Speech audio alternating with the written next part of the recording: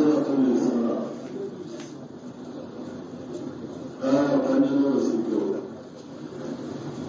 أعوذ بالله من الشيطان الرجيم بسم الله الرحمن الرحيم ومن كان في هذه أعمى فهو في الآخرة أعمى وأضل سبيلا وإن كادوا ليفتنونك عن الذي أوحينا إليك لتفتري علينا غيره وإذا لاتخذوك خليلا ولولا أن ثبتناك لقد كدت تركن إليهم شيئا قليلا. continue. إذا لأذقناك ضعف الحياة وضعف الممات ثم لا تجد لك علينا نصيرا وإن كانوا ليستفزونك من الأرض ليخرجوك منها وإذا لا يلبثون خلافك إلا قليلا. بسم الله الرحمن الرحيم والصلاة والسلام على نبينا محمد وعلى آله وأصحابه وسلم تسليما كثيرا. سبحانك لا علم لنا إلا ما علمتنا إنك أنت العليم الحكيم. أستغفر الله الذي لا إله إلا هو الحي القيوم وأتوب إليه. اللهم انفعنا بما علمتنا وعلمنا ما ينفعنا وزدنا علما. لكن ترات ما هجري وجينا ركمون غتير تنغتي أروشيكو وشنقصو التمون الشوي ميلادي نصر نجات وجنو هجرو تنبيلو هلو قصن غستاني التمون كفو. أعوذ بالله من الشيطان الرجيم وإن كانوا ليفتنونك عن الذي أوحينا إليك إلى آخر الآيات. وآيانهم داروا أولي التفسير جمع الله رو قباري كو آيانو دي كمان بكاللهم تغني أنت أيدني رسوله صلوات الله والسلام عليه نانتيوي إحاري الله تيغني adalla kishindenga hare kebe kaman nantiwi hare tiwa temana wa tasbituhu wa ishmatuhu Allah tiwa sabati ni ganna tanga wa salamatuhu min sarli asirari wa kaidil fujjar tiwa kishini sira burun toran aro fajirnum impera buru wa annahu ta'ala huwa mutawalli amrahu wa nasrahu. Allah ra koy ko ayanu di tike allam bi sini fare ike allam bi sinahinu ay kana de mana wa annahu la yakiluhu ila ahad min khalqihi awa ko ayanu no di gari Allah ra koy inta fare la wala tagabo sura bal huwa waliyuhu atiya bi sananni ke Allah wa hafiduhu fare tangandananni ke Allah wa nashiruhu fare de mandananni ke Allah ومؤيده أشم بندانني ومجفره ومجهره ومجهر دينه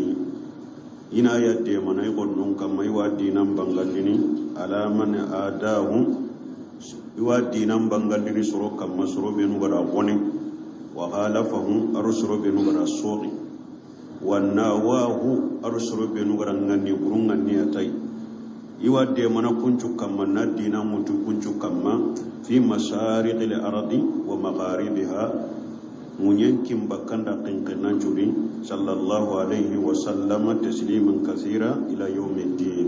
كن يكون كثير غرقوا بينكو آيانوتي ينبر الله توين كادو أتفاري كاهر نكو تنتو لا يفتنونك عن الذي أوحينا إليك itinto inam pitina igara kebe wahau katanga inam buga kama لتفتري علينا غيره برو أن تنانغارين كتون ناساقك الله كمان ننتيره كنا نيما كبكو كاهر نكتين دون نغركي ويجعل لا تغلوك غليلا أنغان دكال نياسو إن الله غنان من جميع ولولا أن ثبتناك أولا تفارين دنكي الله غم فغان شبتيني أنقل لك كما أنداوك كما أنتوهلك كما أنتمك كما لغد كريت تركنوا إليهم شيئا قليلا قلنا نميلنا كتيا بس كفارين كنا يكنديك يا مندا igatini faren da kuruke ona kenya ketono ona kenya faren kana quraish kanda nyamunda honna nyi dadi galleke parce que qorte bure be ga ken kam gado khanu kote be ga maga katti suru kande iga kamana tillu be no wara wure na hibe no kona da nya mar Allah to honna nyi nyana ikalla imme gam pa sabati bo keni Allah faren nyi me sallallahu alaihi wasallam dawa be ga kinai Allah ti honne nya bakki galle kama bo kiya nya sababu gai gadi na wajunda na gabe ni sanse ki hakralla wada killun to ki hakralla gadi ki hakralla ganya na sire gabe nya ina to mungara iwo anga kudiga mu benu ya anga ndake diga mu ko wara usuna dam palle iwo anga ndake nya kundwa donc anyi jaman kita kenya ni bo anga tu soroma fami anga na to wa kudiga ndamu ko nanga tu fama no magabe hanne ne ne tikai igana bakka mbe usera anga ne bakko usera anke mbuto nke kam ikunta kandene kuni setan pakra la noje aga na gakilun to ni idi me jonko yalla farenga farenyi be su kande munda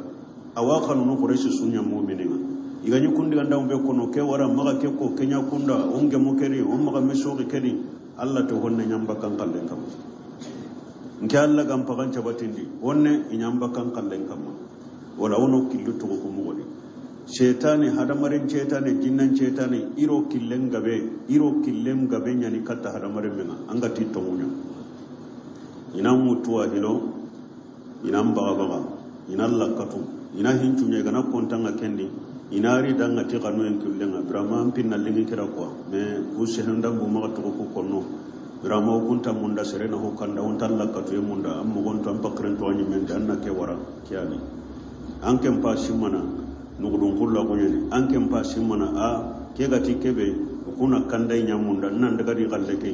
angana bakko be sera kande soro hede inta kande munda ina munda na to ke wara aro kira ko hadamare mesu anga tiketto ngonna ko annanya Allah nyaga nan cabatire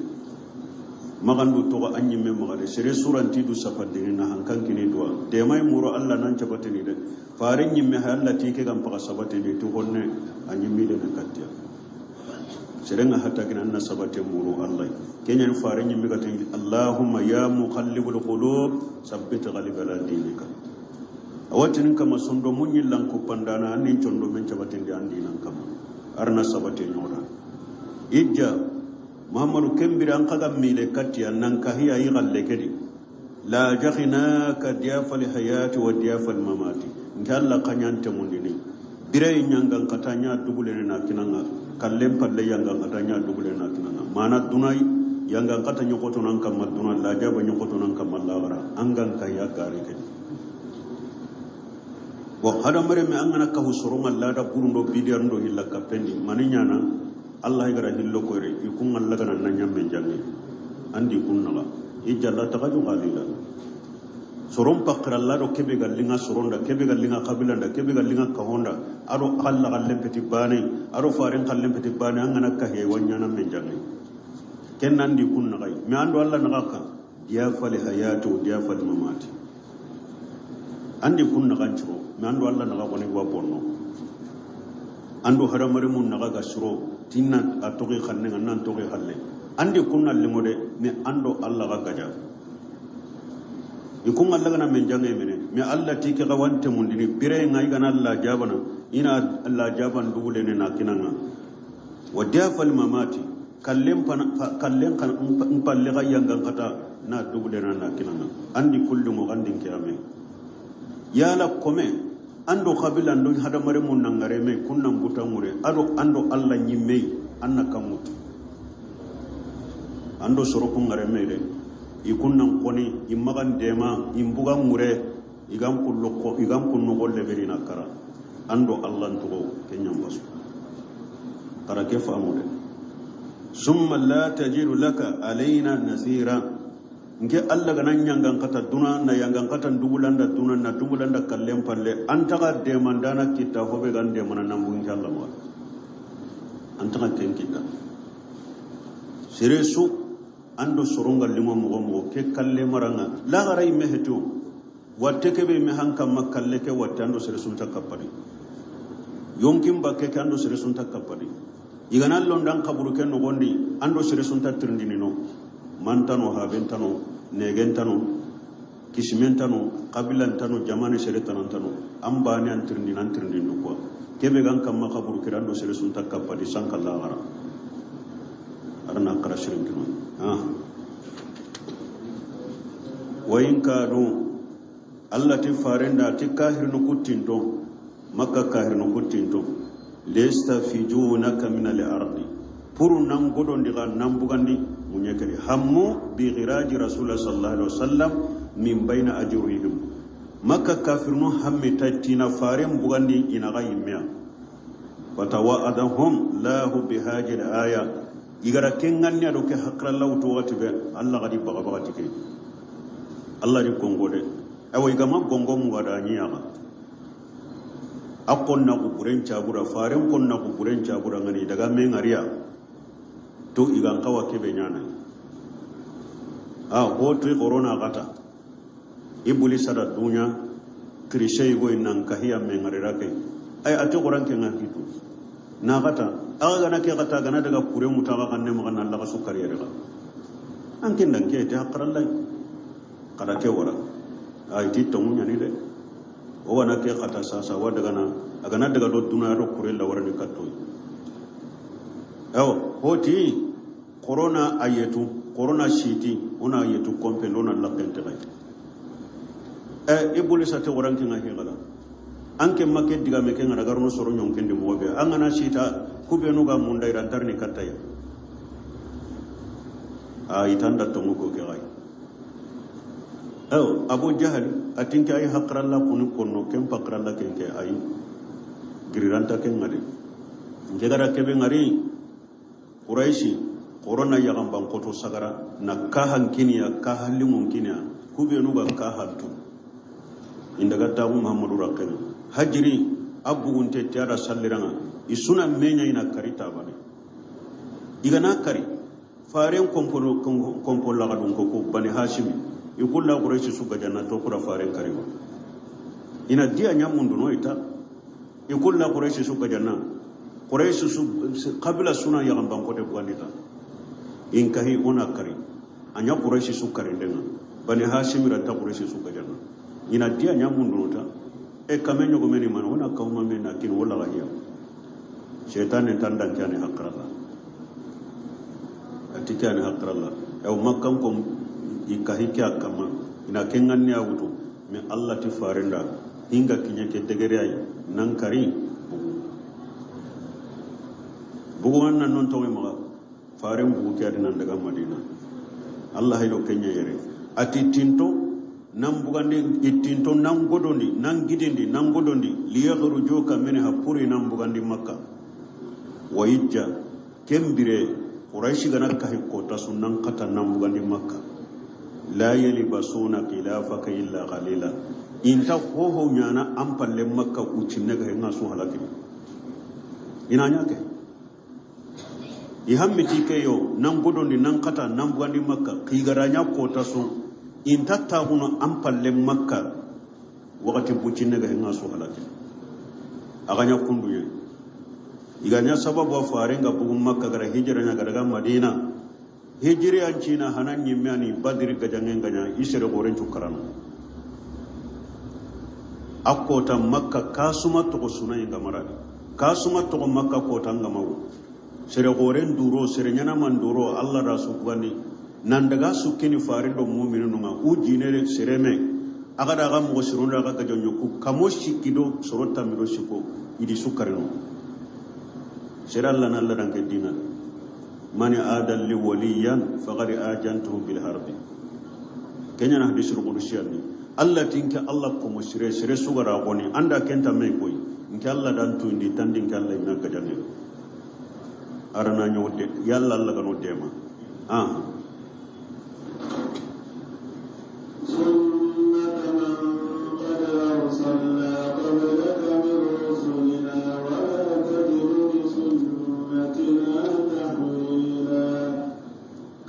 sunnata man qad arsalna qablaka min rusulina ewa Allah ti farinda kiyanin ke Allah killenga ngara hare su khaya ankane nda kiyanin ke Allah killenga sudi mana hare su ga kai farin kane an curon ko ni ga hata iga hanka kamma tu corona kata iga ran kata kota su anga bugi na ga ya halakin kenin ke Allah da dage hare su ga dangan kane kenin ke Allah da dage hare su soron garan kata nan bugandi i debendi imad uccenyan ke Allah da su halaki kenin ke Allah da dage walan tajira li sunnatina tahwilan ngedan ke Allah da gadin dan ke daga kille illan da nan tayde anim maga sereran ta illa na bakke magale nke Allah ko men ko nke Allah ko mushire dinan kannanya magatina seren qata gelle Allah gara ke ko farun kibaren al ulama warasatul anbiya kena le soy ko kino ga una akle kitade tuwanu nyana annabi nyimmu batteni de beso aga titi tuwana ta ti tawhida ti sunna aga da gata katawa ga na Allah garumpai katawa ga na Allah garumpai nanti Allah khalle bega konni tawhid bega konni sunna nyaga konni tuwano bega nyaken konna nanga ti kenyan ta sabatini debenda ga maga aga na gata kada gata ga na hay ahalle ga na nyake be debidu ko ngangali أقم الصلاة لدلوك الشمس إلى غسق الليل وقرآن الفجر إن قرآن الفجر كان مشهودا أقم الصلاة لدلوك الشمس التي صلى الليتي مغندي كي نانينغي نكمون نغنغرا آية نبينو غير القرآن دي نانغوري كتا فرلانشالو كوكارغي وقتينا ke aya ni ke ayu mudi menwani ke widi dulu ke sams kenni ke ngana nyange na kamun na ngane ngara ke ngana nyange na kamun na ngane ngara farla no hilli won salli hana arul lagasara salli hana no lagasara o keda koy nanti salli hana no lagasara ni wakati bane darura gumenda ke asabura iraga kapame angana itrendeni angi kapame watunte darura ganaranga anga sallana no lagasaran kapamme bo kuda koyi sallana no lagasaran ni wakati bane darura gumenda ira wakapamme ila khasaqil layl kata urombite kan kan kiyenga na kemuta urombite jonga awo huturon do sago hon kan ngari yerenga igati la khasaqil layl kenni huturon kado sago hon ngati bo keda koyi huturon kado sago ho darura gumemma ira wakapamme Allah dinya wakati bane angana itrene Allah huturondo sabon kapame aw kamme gana kamma deqe gana kiri huturondo sabon la kapame watunte gani sallu wakati kusu sallenga ko tamma huturondo sabon la kapame ya garenga na al mustahada igati al mustahada watte hore gai agar antay yankin wakati njum donc huturondo sabon la kapame donc sallu wakati no kufarindi Qur'ana di gorobali nyako kundo Allah fare padi semi su hatam panci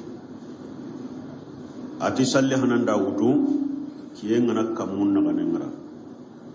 salli hananda jonga kenye ma honcira hungan daga ime baga ho siginten cira hungan ime baga salli hananga katin kanyame honne gana ka hukengata ho siginten gari sira humbaga jilli jawali anga da bugani ho siginten gari sira humbaga ta na jilli jawali kada nyanda ken kancin na bugani daga sarang kajuma daga saran kajjonga awaqatil muqtari makiye inta wen kambengan daga koshe kenni laga saran ilal isfirar kenni laga saran waqatil muqtari kiyen kambenga naro koso inditi gennenga laga saran ka darura watin kenna waqati darura katta ga kenne darura gumera wasali ken ngati parce que man laga saran na wutu hon cira hon na wutu asira hon gadi me baga maganda ga me hilloy sira hon gadi me hillo baga kenni lagasara waqatil muqtar mesira hunga dangi hillogai darura ngakatin lo laga saralla wasalli ni de mekenna mumma khawas nasire kitani darura gantanga uturonda wutu kiyengana kan ija wajabati samus uturon challenda wutu kiyenga kanuta uturonda wutu uturon nyamene minna safuqi gatini kira safuqul ahmar kiyengana kan dumbuye bega kinkenandi kengana mugu uturon kanyame sakohon jongo awako uturon do sakohon naga tuwano ngara ajjaten daga kiyeken kanu aro dumbuye ken pugu wakati nu leri ro tagalle agemme kenya uturon do sakohon naga wakati nu leri aro militu tambiro kraw uturon do sakohon naga aw sakohon naga tinda wutu dumbuye ke bega kinkenandi gelli mammi maqibi safqi dumbuye ke bega kinkenandi kengana mugu sakohon ngakatinda wutu ma wuron tagandi sakohon ngakati mugutarin kampen wuron tagandi nga dangita sakohon ngakati mugutarin dangi allo darurani awakati darura alladi donc salli wakati ni nukwa wa qur'an al-fajr ado fajrin challe ke qur'ana ni salle nyai ado fajrin challe ada allah ra fajrin challe ko ni ti qur'ana mani parce que qarange nga gilonadi ado awagatin karange fasamunta guwai nan foto wagatin kutun karange kiyana Allah gati fajirin challen da qur'ana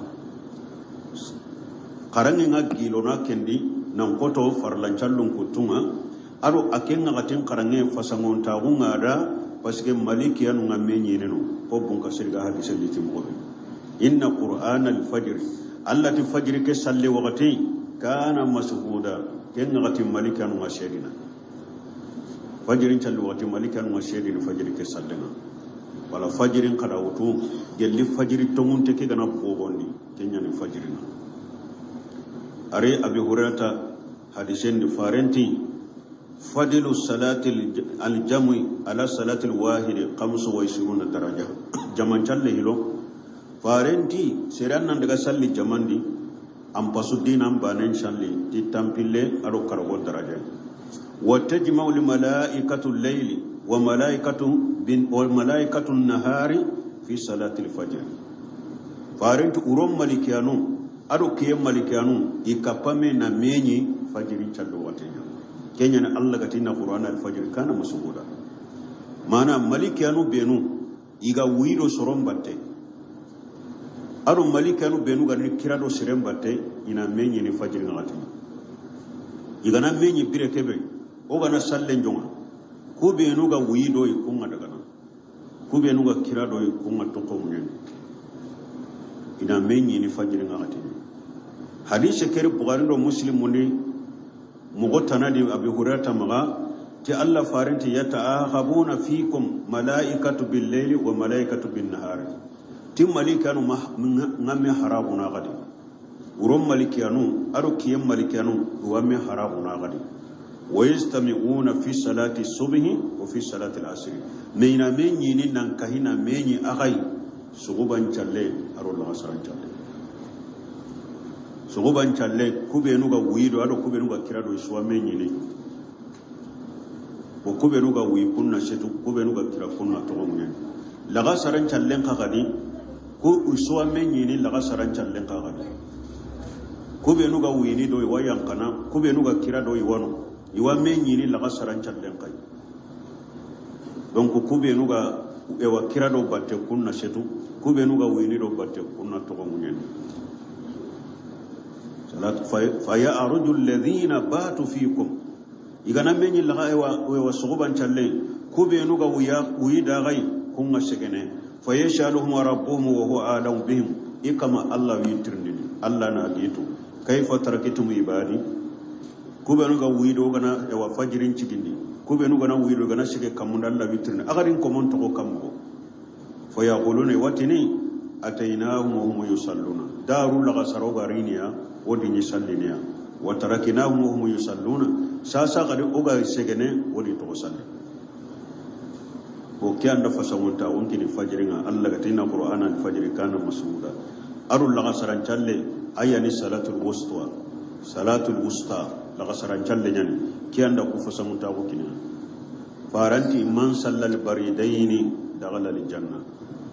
أتي هم مدلهم في اللغة سلنغرنا الجنة إتو هم مدلهم في اللي كنا أتي لغا سران شالي أدو سقوبان شالي بس لغا سران شالي غنيني كيام مرو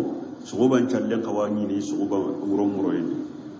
وارنتي سربن دكو هيك سالي وقت نهيلي وقت سوانجي سالي نكايني فرلا نكتوما تنغرنا الجنة من دفع سمنتاهم كي نكو وقت نهيلي لغا سراكير فجري مالكانو نميني نوي يهيلي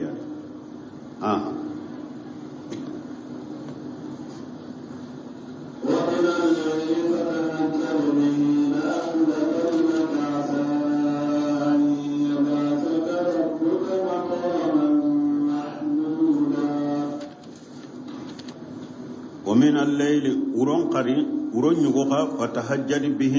أن النافلة برم بالغرا فرلان چالون كراجي وقتين كو فارندا أتو ورون يغوخا أن نغري أن النافلة نافلة لك كني جيدا دوائي ngada akina nga abarajenga jiri nanda farlan ko barajenga keni jida doy na jiri an kamati farlan ko angana farlan ko salli kum barajenga anda nda ke ganyan nafile anda puru nan barajen jiri aga an baraje ke diri aga tuba den jiri asa awa an kama Allah wanya naga an yabo asa rabbuka maqama mahmuda Allah wanya nan daga nan cigindi sigira bebbe suwanti kana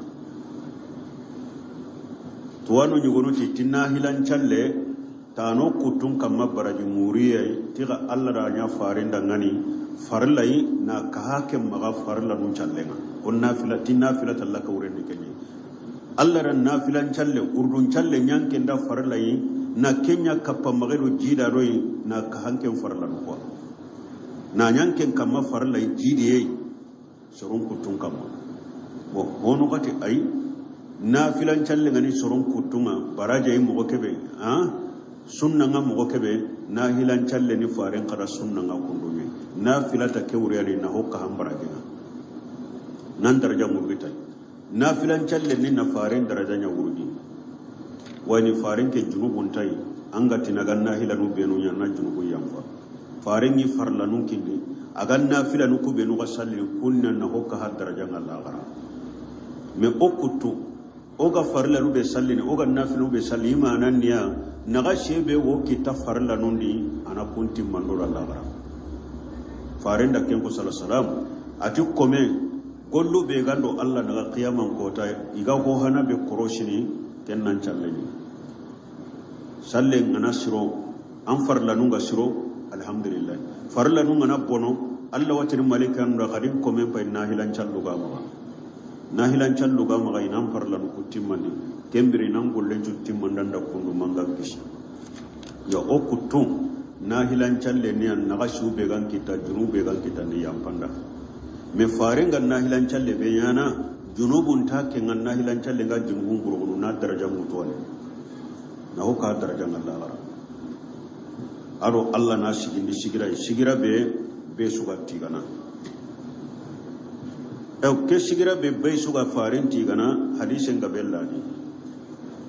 ana shi hadisin ni wati ne kiyara safaatul ujuma khandon di bore Allah da nya Allah farin yara isiru ne ma farin kan ana shi hadisin ni hadise be bukhari do muslim do musnad ahmad da bugandi anni nabi sallallahu alaihi wasallam qala ti farin isiru ne ma kamati يستمر المؤمنون يوم القيامة فيرحمون ذلك فيقولون مؤمنون كفامي حديث كريم غوري قياما برانشرون كفامي لمغتنالي قياما برانشرون كفامي ايوا نانتي تنكرغ وجينه سينه ودا كنيا سكيره كيان تينتو هذا مريم ماتي ميلا wonu ti kalencholle wonu tangna nyaare mutu anyaare kempe kiyenga tintono soronga tikenya qiyamam biranga soronga hutini wonu hutengi selinyellenga woni hutengi kurungunga woni hutengi kodonga woni hutengi gijimunga woni hutengi rakendo kome kharabe wonu imatum mini huten kega nanya sikenga kotokundu qiyaman dunkonu chorenchu wakapame nanti koronta sere munduno hewbe ga Allah kanjono da Allah nyanka alliki tunkutu bane suri dagaran o be gara arjanna nan daga o be gara jahannama nan daga ke gananya fa yaquluna law astasfaina ala rabbina haro ganda sire muru kebe go kama Allah kanjono farahana min makanina haja oga ke sigira oga katani lagahene mo gobe adamar mu ngana ke ko isuna gemani o daga na katte ko o sahaba ni adamai koron daga katta adama o sahaba ni adamai fayatuna adama fayaquluna ya adam anta abul basar inari adama inati adama anke nyane adamar men juhabai khalaqaka Allah bi yadihi wa asjada laka malaikatahu Allah ran tagati kitenga ni malikiyanu ni sujuri ndanda wa allamaka asma'a kulli shay Allah ra antongo hoho togo fa asfalna ila rabbika hatta yurihina min makanina awa kanjon de nyoda de an kama Allah kanjoda oga ke shigira be oga Allah ka hiyana bakari mo be fa yaqulu lahu adam laystu hunakum adam nati kiran takinga awarni ewa hadisa li muqtanadi adama watini itte gwano Allah dike kaba itte gwari janna timma ga yiga itera itte kayga awatini Allah dike kaba itte gwari janna timma ga yiga ikera te itte kayga ikerantai kadaga kata nuhai ayani hari hanan oda kata nuhai watini nuha anke nyani hari hanan Allah garan kai kata munyedun koni Allah dan kiri abdun kana abdan sakura Allah dan kiri tip kome begi kamal la barka sabbe nu hanke nyaga en towa kebedi antan kamal la nyaga na oda ngani nu hanati kiranta ngey mira ho mundo Allah maga nganta ga wana kebe mura maga lenki ngey mentatu kama Allah ga kebe nyani parce que lenkin kama Allah buti amado me butun lenki ke bute menyan lenki kotan kane ewa Allah gara bute benyan lenki anta butu lenki kotan pallanta ke bute menyan akadi nafsi geran tayde nke meddo mo homuru Allah maga wakibe muruna maga nadi nyimme karaga kata Ibrahim Allah men jangenya Dahudu gumunyi mankenya onare kata Ibrahim onati Ibrahim da an kembe gani Allah men jangenga Allah rallaga nanyi men jange Allah harenya nanga Ibrahim an kenya rento kuwa kibedi anta an kama Allah kanjono da ngani Allah na kitun kutu on kishi bakka kedi Ibrahim anati lenkin kama Allah buti yayi amado min lenki butte menyana lenki halle gadi anta lenki butte menyana ngera garu shiki kutu nkama Allah da nafsi lenkin kenta hoho murunu yere nyimme kisi mo ngai garu ko sikira hillo kesunya Allah da bana kira hiti gare tawriya tanyan agarun cikini kanga Ibrahim agarun cikini kanga ari ya kesarata kelli bugarindi idaga misra arani jabbaru igwanu tunkanyugo burewanu sangonyangana angana daga no wakati ando yagarenga daga yagareke sirenga nisu yagareke angana tanya kanya nisu awara gananga kangana tanga yagarenya ni awato kamma Ibrahim aro sarata daga misra ke tunkanyugo gadangari sorobe no ga magai ga yagari cirum murunu kattai igadangari daga ko tunkanyugo nda tigo igora an jamane kerin lenki ande be kerin lenki ado yagareri ken parampara nyane buru ken cire nyane buru aw tun ka yugonda Ibrahim agari ate kada ga yugo gara dali ida Ibrahim agari ati ya gare kebe anda gari amma ne Ibrahim ati uguti ati ngari gari wa gari ari katti sarata aw ati ke tun ka yugo hay gari tirndi nanti ya langa kinyana ngaminya kentinga kinyana ahawanka gilli an gana daga magin garandi de nke muradun ga doke beyi silama kunga ga mu'mina kunga ga nga kinyana nga mu'minin munyen kamal lenkin kidan kenyani Allah mu'minin no tawhid gumunga nga kinna nga mu'mina kunya na do kenya magin garandi de wada hare ngara ya garen kai yagaren daga gelli jabbara ki gara yagaren ngari a konto sabati yagare ke surenda haram pore ma konti durogana adi kitem podo tiya sakaka adani yagaren daga na ada Allah nyaga tinkama Allah ke tunka nyugo jabbara sago nyangana maka ke selle tindiki ga katini kayde Ibrahim ga yimira salli jimutu gelli yagaren ngari halle ko watto ngena ke kafiri ganta kinyi yakenga mo agari kitem podo tiya sakaka ma yagarenda Allah nyaga kama Allah ke kiten na ma kinyi kayde Allah di taga hoy go warai na tunkanyu goranga na mondo maga degeni ati yagarenda kama Allah nyaga anin ngaran taga kinyanga yagarenda Allah nyaga Allah gari taga hobe raga warai ta na mondo ada wara akonto sabar ni gara di kitem buduti asaka yagaren kama Allah ra taga hoke warai gari araraga na mondo nan koto hananga ati an kama Allah nyaga ni ngara dakinya nanga yagarenda Allah nyaga da wara akonto sabar na rakitem putu katta gari Allah ra taga ho ngara na mondo man kuma se sorogondini yan kan koto ta hillonci ay me kuma se kita sorogondini kita atan kama Allah nyaga ni ngara dakinya ara Allah nyaga Allah gari taga ho kebra warai tunka nyugo mata na mondo Allah ta na wara agada wara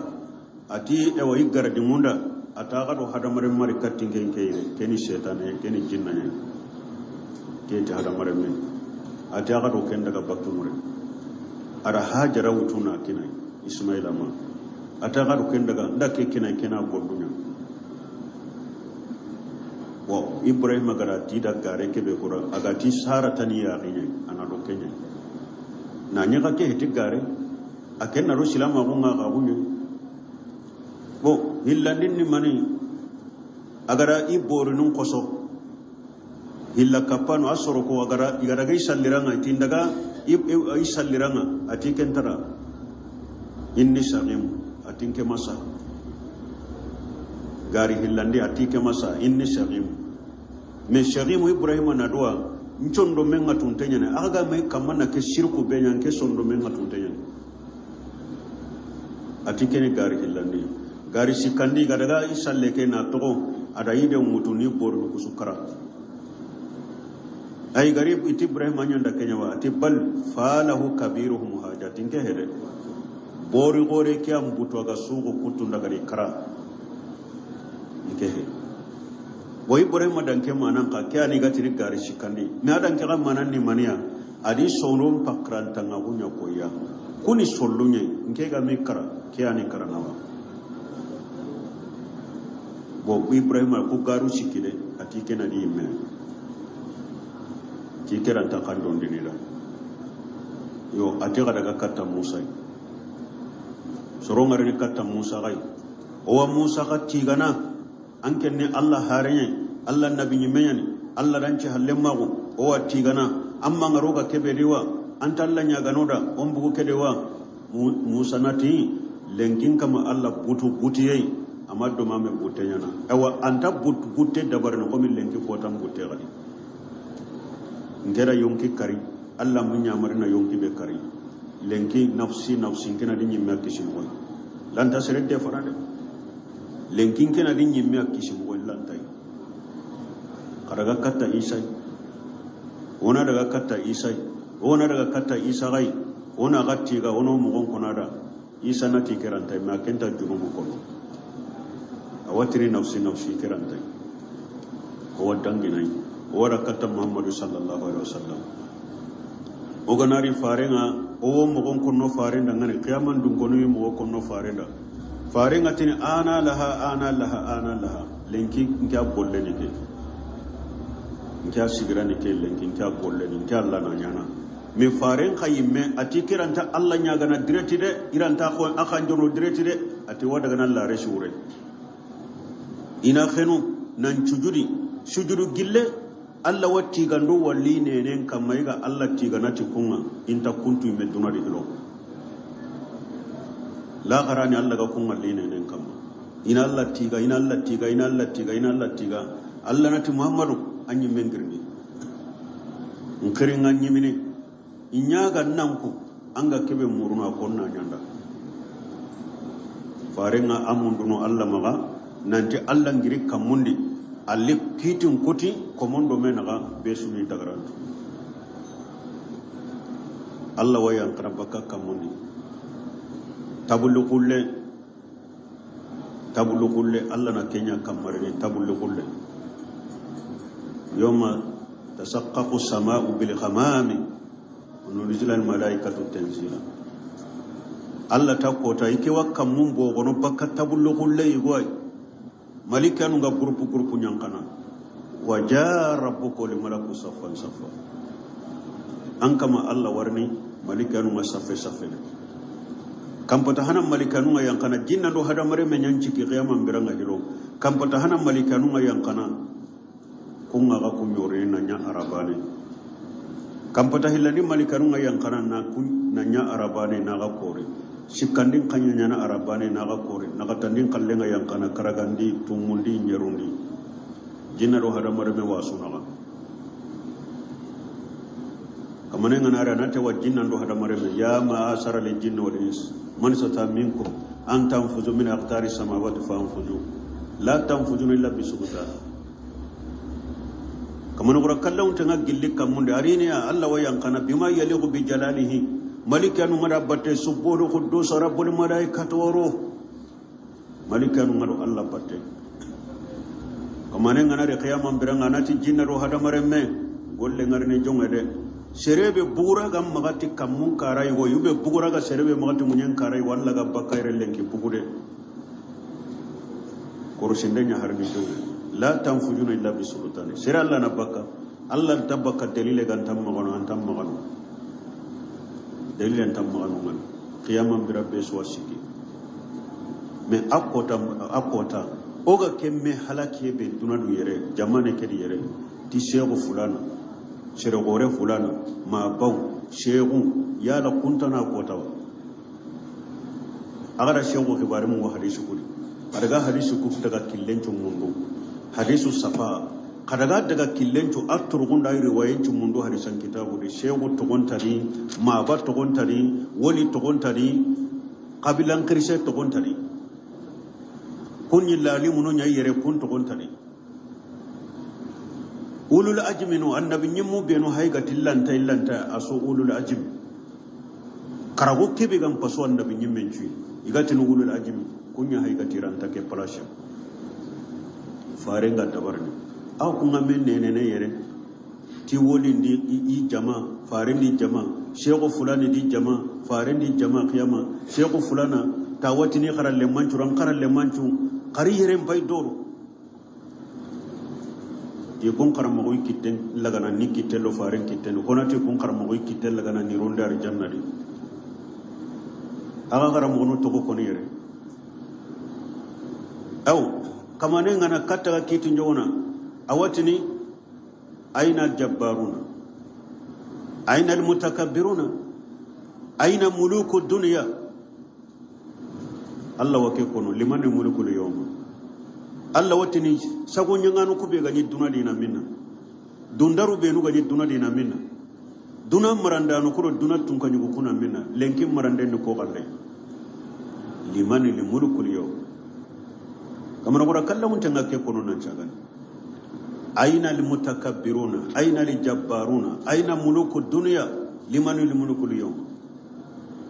duna marandano na minna sago nyangano benu ganyi dunadi na minna dundaru be ganyi gan dunadi na minna lenki marandeni ko galle shego antininke sere gore wan kitene no tinkewa woli wan kitene no tinke jabunda nan takittew la yatakallamuna illa man ajina lahu rahman wa qala sawaba yawm al-qiyamah kota sere suwaran tas inene mu'mini inene nyillana tiwa shehna Allah kuma dumanda awa kube ganda shehna kana sawaba nya konore o farinti la yatakallam yawma ijilla urusul farinti qiyamah kota shehenta sere maho ho horanta shehna no harunga shehenta woli magano shehenta shehu magano keni sere gorenya sehenta magano farinti sere sunta sehne qiyama ngano Allah harunga harun kana mani konna kota sallimu Allah man tonun kisa farun diga men kay qiyama Allah wakia korno duna tun ka juguna minna duna dun daruna minna duna ewa marandaruna minna liman mulkul yawm lenki marandini ko kallai jabun da nan takitte Allah nati lillahi alwahid alqahar anati lenki marandini ke Allah bani ada ke Allah be gani tun ka bani nga kapalle magantinga ntagandendi kapalle mantinga ntondi magan kutondi kapalle mantinga mbatiyendi lenki marandini ke bani ke Allah be gani karabanda nga be sugin ke karabande mure lenki khalle ni nyabo kembere nyani kita Allah na kitu kutu kebe gara ara janna na daga kebe gara jahannama na daga Allah na kursundunya awa fare sallallahu alaihi wasallam kun kasir wate kun ke masutu da idde godde gonde ada hadisen ga benyar ti kun kasir fare ngatini ewa kota washiki safa giden kama wa quraish sugilli quraish gam ko qara ho dabar ho be ga kisini jahannama imbe ho be ga kisini la qara Allah bangellan ta hosro na gaide ya bani fulana ya bani fulana ya bani fulana ni wututi kompollake karsallan ko kompollake in tuzu anfusakum minan nar la ughna ankum min allahi shay'a qarai mekisi jahannaba min allah garan ta hobaka gama safiyatu fare mbay golle dabari duna do hobe gan kisini jahannaba min lan ta hobaka ma allah gara ya fatumata bint muhammad fatumata muhammadu re nyagare in qidi nafsiki minan nar la ughni anki min allahi shay'a golle dabari kebe gan kisini jahannaba imbe Allah gara lan ta hobba kam ma Allah no ngare duna na bure kebe gim ma angi nyaga na ko be nyaga na kenkinanga me Allah no kullan ta wasiro no ngare barenti ran ta wasiro no quraish Allah gara atiran ta wasiro no bani fulana abayinu ahaba tugune adi giriti tugunga ari nyagare adi giriti tugunga ti ho na ho dabari kebe gan kisini be Allah gara Allah bangera ta wasiro no anken ti walillahu suruna ken Allah gara anken ti shaykhul lahu suruna ken yawma yafirul mar'u min aqihi wa ummi wa abi wa sahibati wa bani shaykhu ngawruni mai shaykhu ngawruni habai shaykhu ngawruni aqina shaykhu nashigi gara le makane la hawla wala quwwata illa billah yawma yafirul mar'u min aqihi allati yawma gaman ko ta hada marmin ngawruni ya aqina min aqihi wa ummihi hada marmin يوم يفر المرء من أخيه وأمه وأبيه أنا ورنان غاغنا أنا ورنان ماي أنا ورنان باوي وأخيه وصاحبته أنا ورنان أن يقوم وبنيه أنا ورنان لموما لكل امرئ منهم يوم يسان يغني قياما قوتا كونكو سرسوم مغا هو بغان كارني بكا سرون كتون أم باجون تسري مغا بيسوري كونكواني لاغرا بيسوري كونكواني لاغرا yawa kun titi shekunu na ga kun da ga kun garante mutu ti daga kullun da janna ka ba menene na ku jaman warisa me halake na ku jaman wali kunu na menene na me halake na me tokondi yomal kaman ko tanda shekun wali a wuruni i mere menga awa wuruni mai awa wuruni aqinga awa wuruni mai awa wuruni haba awa wuruni yaqin awa wuruni remmenga shekun daga shi garale makane ya ayyuhan nasu taqu rabbakum واخشوا يوما لا يجزي والد عن ولده ولا مولود هو جاج عن والده شيئا ان وعد الله حق الى اخر الايه التي قكنوا هذا مرمو قكنوا قوتنا قوتك بسارنا رانت وسرني رمنا لم رانت وسرني سارنا او الله تك قوترني ارينيغا لا يجزي والد عن ولده ولا مولود هو جاج عن والده شيئا sarana ranta ho suruni remmenga lemmen karanta ho suruna Allah ila gara wattaqu yawma la tajidi nafsun an nafsi shay'a kakanu kotanga kota kebe yonkinte sugaranta ho suruni men yonkinte corona ku bangandi meda de oga nari kwa umma ga gortire corona ku bangandi meda ora me halaki yere koy ora me nene yere koy na me halaki ku jamanu de na me togondo ku jamanu de na me bi ku jamanu ni nan takembono ni duna nan takembono ni lagara anduna dul laguru idi korogoti bakkan kitendiri ya kundira mundi ga lagara na daga jahannam Allah makam anti ngalino yimme nan na guru laga ngidi ya kundira mu ngabirena lagara anti ngalime sehenti magano man jalle je so inda illa be jine kona lagara anke la sehene tanga kanjunu sere Allah ga madunganda lemine debe goyi nta debe to kono ikilli gum ko yigono hoga salli ure goyi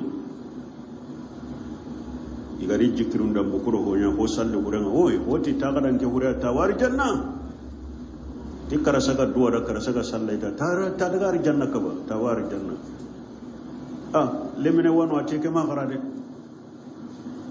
bonura ke ha jamanda tinke ma garade atiga nkira mugo karamugo nunga ti yomale kaman kuda ti fare nyimetire nyagari fatumata tana golle dabar hobe ga kisini benga tilla gara kiran ta usiruna wo aga kun kati tike ga salli ke tawar janna faren kati kiran ta usiruna ire nyagari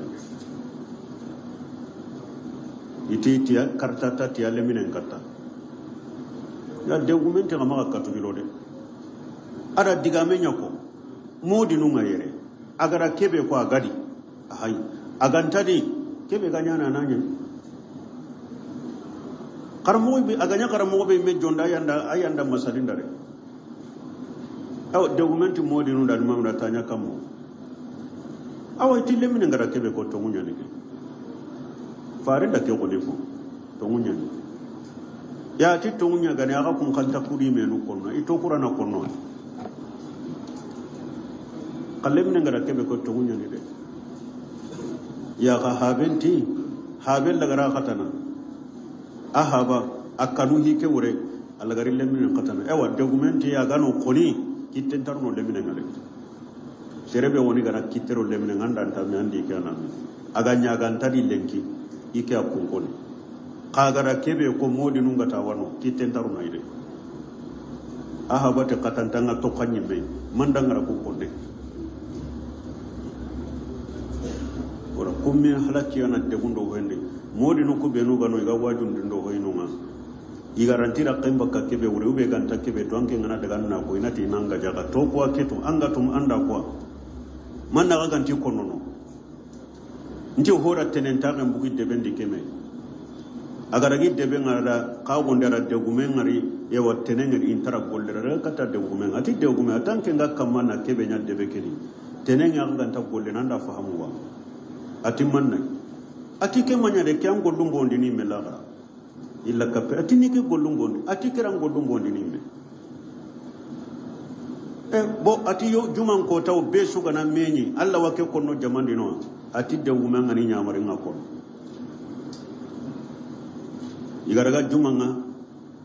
illa da ngajundari illa da modinu kube ga wajunu no awashikina ngajuni de wume mashe magara tu jaman chukebu adi kitte mutu wajunda na kirati warjunda na tikkar sa tampa ko to gore hare wakele mine maga anakinyandi wajunda nan kuru atata ngani ati lemine nda tigiri ati ada ngana tigiri anga hare be ga maga nakanyandi o ati hare tana hiti tenen tabe be ga maga yere aro silama huntara illa kapenya na wasirin gollem bondi ni me yagumenta gara mo itora mo wajunda nan di to e tiku kamaga ke gara ga hi gore ko kuto atanga tonda ko kurawa anga tonda ko yerewa amma ko kuda awati ke debengi ke maga wodi ke ga kallabe su daga gollenga ike gollun ta bonno de ike gollun ta bonno be su daga gollenga iwano alla galle ke ran ta konno kanken nan daga na ko tainan gaja ina ko sati to ko aketo walla kenga he gajange suga gillido ton ko nana ngo odde bunda magri don ko tan de bugu mukuro kanan ko ko hani amagri ti mede aka modi no imani sogobe ne hasiri no kube gano kunyi men daga ni kattani waraton gumu ko parce que kebe anke mbay kebe ko naga soron na hana akellantira kemba kawre ay gonu imme atwa ko imme an kama gano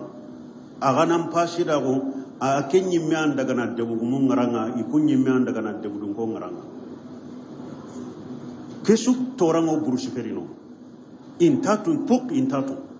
hari ga kebe to tamaye begidi sigiran kanu begidi rantira kemba kawre kanken daga ndalla kembu gawra ada to hay deben na hana ken ka hasira hunna kita nagiri anati wa bonondi namma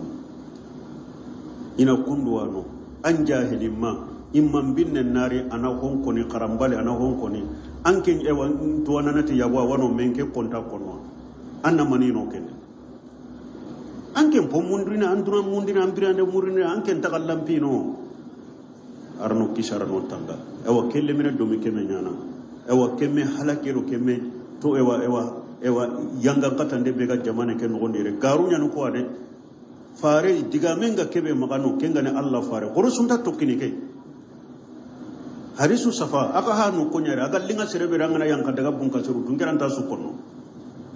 agara harise beri to gona to na sukona yo awallen ke gallenyi mesu digamenga fare be maga kiyama aga ta tokkini ke sere kisiman konire to wara kata Allah kanjono sere ko wan konire to wara kata Allah kanjono she wan konire to wara kata Allah kanjono woli an konire to wara kata Allah kanjono sere gore an konire to wara kata Allah kanjono to anan konire to wara kata Allah kanjono Allah fare nyam koni fare ke be ga konire nanti yomal kaman kota i bambana num digabe kotigi nanti hinu na yam ga nanti higume mbatta hinta serebe maganke ngatini anga direne do kembate hinta serebe memon anti mo goy metu lagar aganta tokkini higumen Allah fare sallallahu alaihi wasallam aganta digan kono to mundu aganta nyangollu mundu aganta kille mundu aganta tokkay arna hakra sirenkino jamane kër ya rabbi arno sagando halle no sagandi katta qur'an no sagandi katta sunna ngala fahamu salafus salih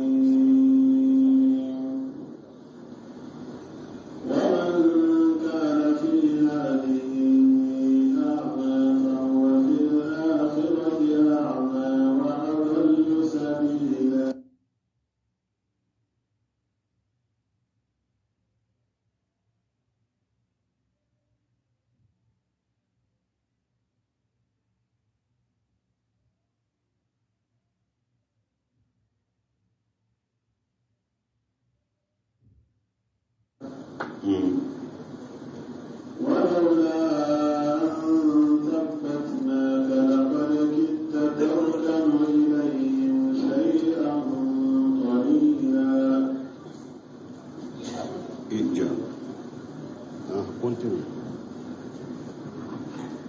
إذا لأذقناك ضعف الحياة وضعف الممات ثم لا تجد لك علينا نصيرا. وإن كانوا ليستفزونك من الأرض ليخرجوك منها وإذا لا يلبثون خلافك إلا قليلا. بسم الله الرحمن الرحيم والصلاة والسلام على نبينا محمد وعلى آله وأصحابه وسلم تسليما كثيرا. سبحانك لا علم لنا إلا ما علمتنا إنك أنت العليم الحكيم.